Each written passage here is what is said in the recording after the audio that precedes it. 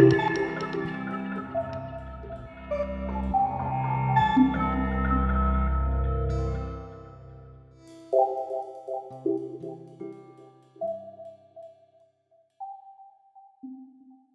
am a artist, I'm a photographer, and I am a enrolled member of the Shinnecock Indian Nation in Southampton, New York. And a lot of the focus of my work looks at Shinnecock history, the way that we've been represented and how we can be represented today. And so as an individual artist, I do art shows and artist talks and things like that. But I also recently founded a nonprofit called Ma's House and BIPOC Art Studio. This is a up and coming art space, and we have a array of different programs, all supporting artists of color here on the territory.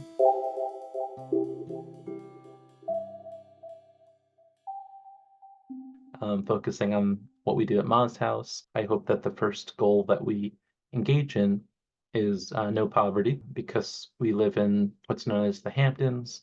And even though there's so much wealth in this area, sometimes it doesn't get evenly distributed. Another one is the good health and well-being. So I think we sometimes take public transit for granted when it comes to buses and trains and ride sharing. But for the most part, a lot of this isn't available for tribal members. So having an art space here on territory that you can walk to or bike to or sometimes drive to is really a big shift. I think goal number 10, it's reduced inequalities. I think that's the whole point of what we do at part of Ma's House. And I think the last sustainable development goal that we engage in is the sustainable cities and communities.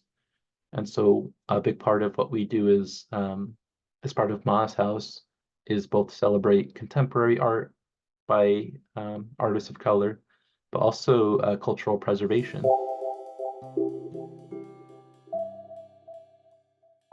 I think that one of the things I really miss after graduating were the studio visits that we had as part of our program.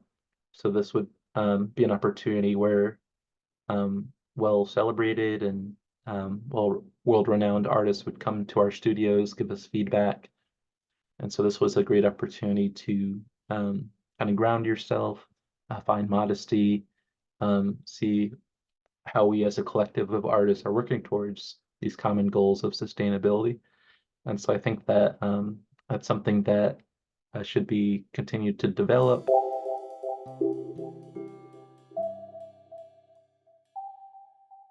I think recalling my time at Penn State, I just really loved how everything was walking distance or biking distance. So I think when it comes to envisioning Penn State in the future, I would just think in terms of maybe beyond the immediate campus, like how do alumni and visitors come to the campus. I remember the parking lot being massive for the stadium.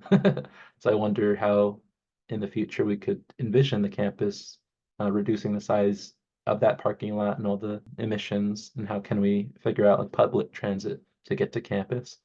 I think that's something that is possible.